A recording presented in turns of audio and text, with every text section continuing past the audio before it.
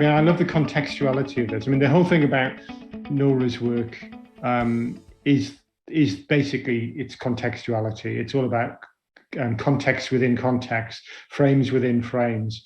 And I suppose when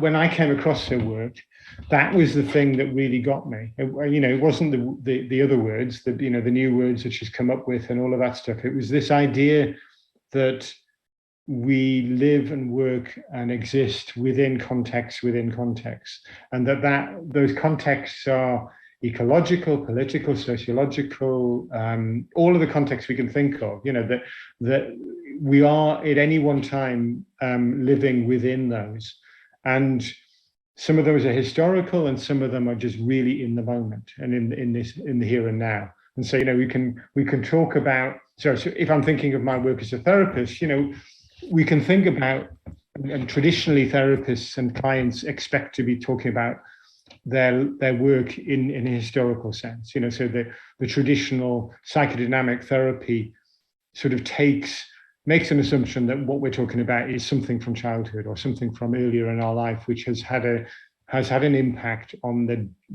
psychodynamics of the person. And I've always kind of had a problem with that because it feels very linear. It always feels one-dimensional and linear.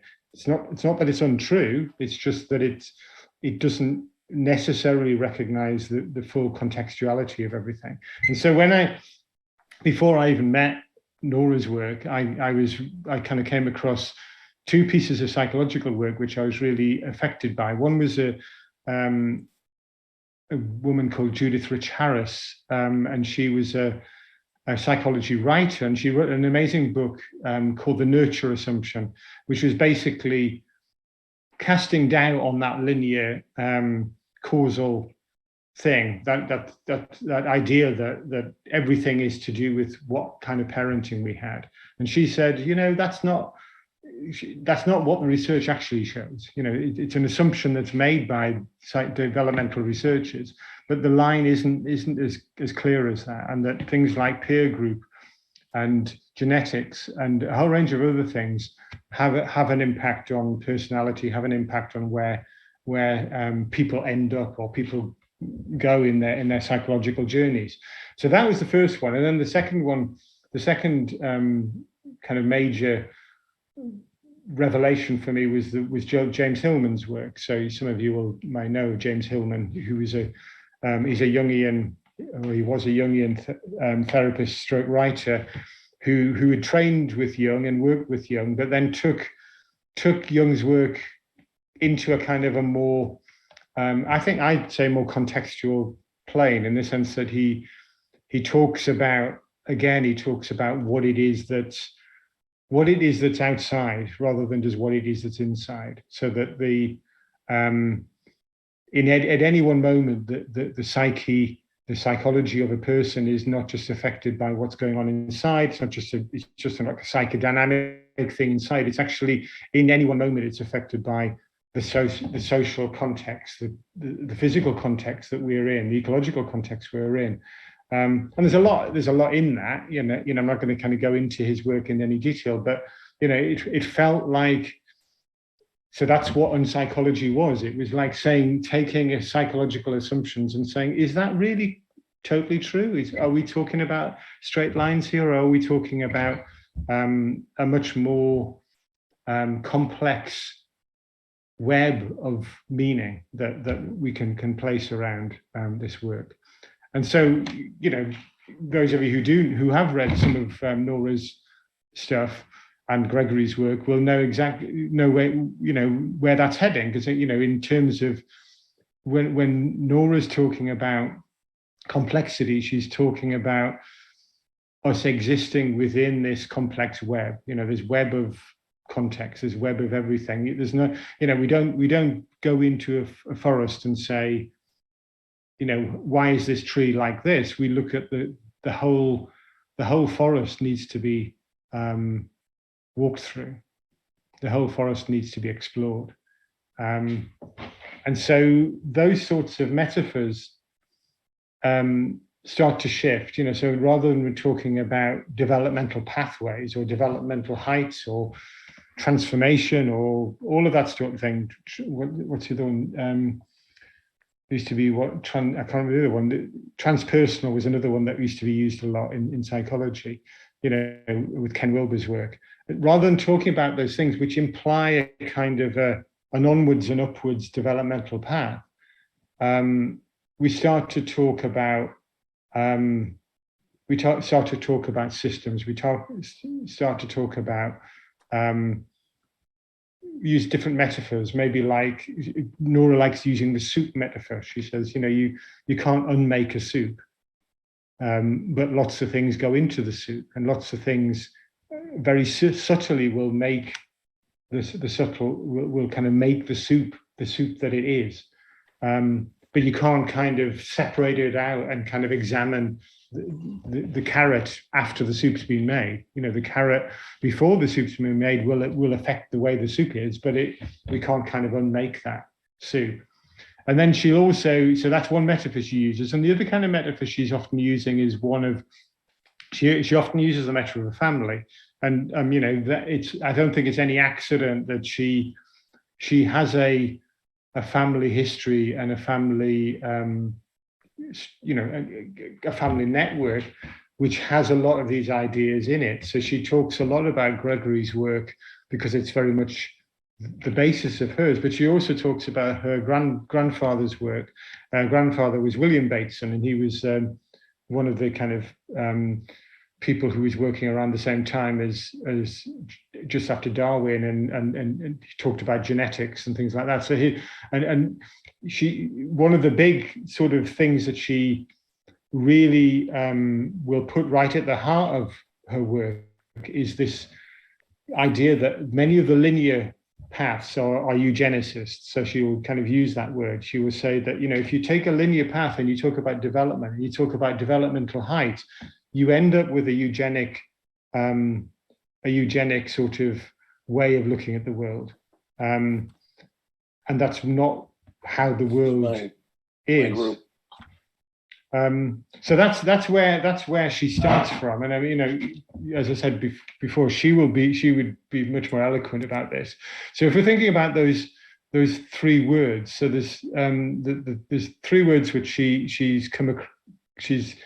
uses quite often. So the first one is transcontextuality, and that's a word which Gregory used in Ecology of Mind, I think, in one of the essays in that. And what he means by transcontextual is kind of what I've already said, which is that whatever we do, whoever we are, exists within not just the personal context, but also the broader context, the context within context. So when we're talking about transcontextuality, we can never really pin it down. We can never say this is the context. It's all the context. So the transcontextual, and within the context in which Gregory is working, and I'm not a Gregory expert, but he was working at the time when cybernetics was developing, and that the interdisciplinary work was going on in the 60s and 70s, which was trying to kind of get away from the academic silos that had developed around about that time, and probably still exist, but maybe less so than then. So that kind of transcontextuality is about that sort of placing of the living system within the context of all the other living systems, and that's the first word. So already that's a big idea. Already that's a massive idea. But if we take it at that level, it kind of, even without all the other concepts, it starts to kind of change the way we think about things. So when I first came to Nora's work, as I said before, it made sense to me to, on an intuitive basis and on perhaps an intellectual basis, I'd kind of been thinking a lot of these things already, but I didn't really have any words for them. And when I heard that word transcontextuality, I thought, oh God, that's it. That's the word. That's the frame that starts to make some kind of sense of all this scattergun stuff that I'd been thinking about and reading about. So that's the first word. And as somebody said earlier on, they're not easy words. The second word is one which I love as well, which is called symmathesy. And you can, if you look these words up, you'll find you find the origins of them and where she came up with them. So it's much better to kind of go back into those papers than listen to me try and kind of remember it. But symmathesy is a word that she developed in order to describe the learning process that goes on between two or more people. So it's the kind of symmathesy is the process of active learning, the process of relational learning that goes on between living systems and living systems are of course us. So we are living systems in ourselves. So a human being is a living system. A forest is a living system. So a tree is a living system. So a symmathesy is the process of communication and relationship, which then will be learned from by those systems. And by learning, she includes growth in that, she includes development in that, and she doesn't use the word development very often because she sees that as a linear assumption. You know, we see development as being an onward and upward thing, so that's not something that she wishes to kind of do. So we're talking about learning, but learning in its broader sense. So that, you know, if she's talking about a tree in a forest, a tree is learning the route it can take to get the sun to its leaves. The tree is learning through its fungal root systems what is going on in the rest of the forest. So, you know, symmathesy is a biological process as much as it is an educational human process. So that's symmathesy. When we do, and I'll come on to the warm data process in a moment, but when we do a warm data process, the process involves a conversation, and the conversation is what she calls that the symmathesy. So in a sense, once we've done all the work in the groups, etc., we come back together, and the symmathesy is the time when that learning starts to kind of embed. And then the final word, aphanipoeisis, is something that she came up with about, I mean, probably more than a month ago, but she published the paper a month or so ago.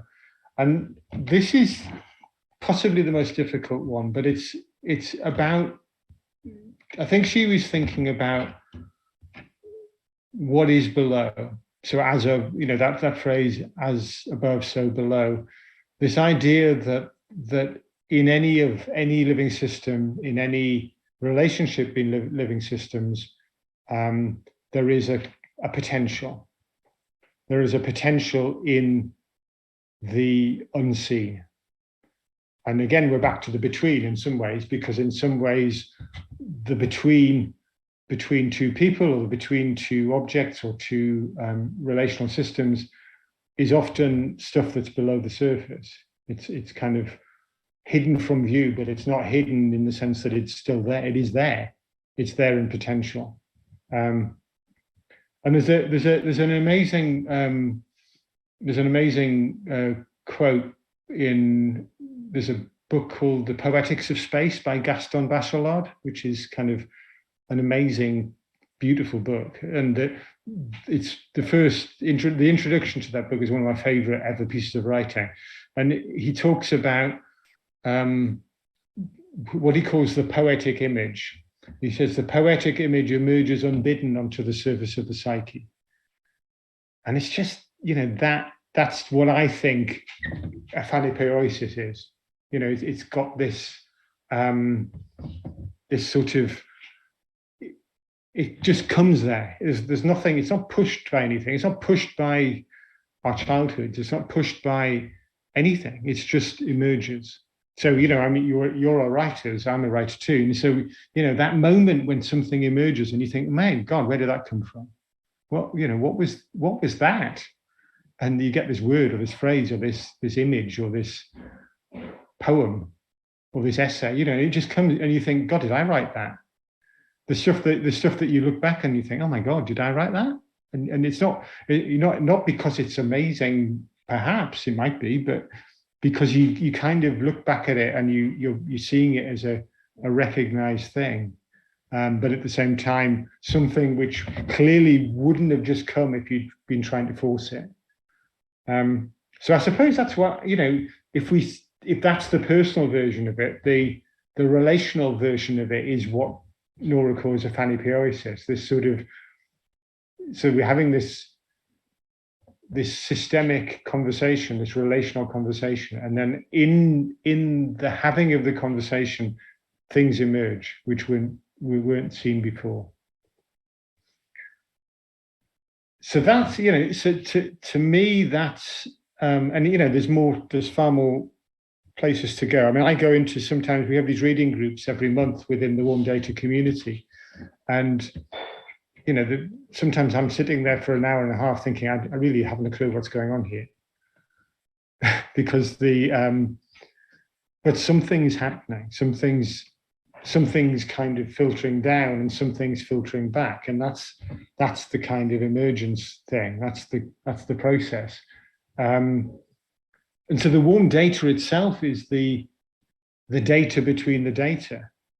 It's not an either or thing. So when I suppose Nora would see her work as being definitely not a new age thing. It's not a kind of it's not an intuition versus cognitive thing. It's not a kind of go with your inner being and your intuition versus study this.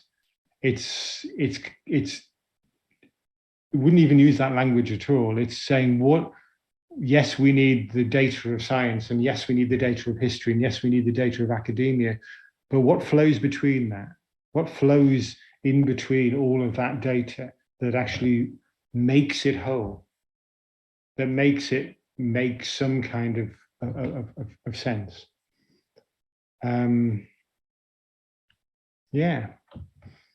Last thing I'll say is something about the process. So the first time I met Nora was at a warm data lab she ran. And about 2 years ago, Nora was basically traveling the world, running these training courses and warm data labs, and probably getting very tired in the process. And I met her in the UK, and she ran this wonderful day. And we were in person. It was a group process, and it's an unfolding process in person. And then, of course, literally the day after the lab, lockdown was announced in Europe, and so Nora had to basically try and get back to Sweden. So I sort of took her to the station in Stroud, in the middle of the UK, to get her back to Heathrow Airport, in the hope that she would be able to get a plane back to Sweden in time for lockdown to happen. It was that close. And so, of course, then everything, all the processes that Nora had been building over the past few years, which were all in-person process and all kind of trickling out quite slowly into the world, were shut down. And so then what happened, it was quite slowly, and I really admire her in this, because I don't know about you, but one of the things that really got to me a little bit in the early parts of the COVID crisis was how quickly people were commentating, how quickly people were coming out with these quite strong opinions, about what was going on and what we should do and whose freedom was this and whose freedom. It was literally within a month. There was the commentators from the commentators from the world of academia, but beyond, were actually putting all this stuff up. And Nora kind of held her fire and put on a lovely series of sessions around education, actually, and what she called intergenerational learning. And that was the beginning. That was the sort of beginning of what became an online warm data process, which she calls People Need People, but actually it's the same process.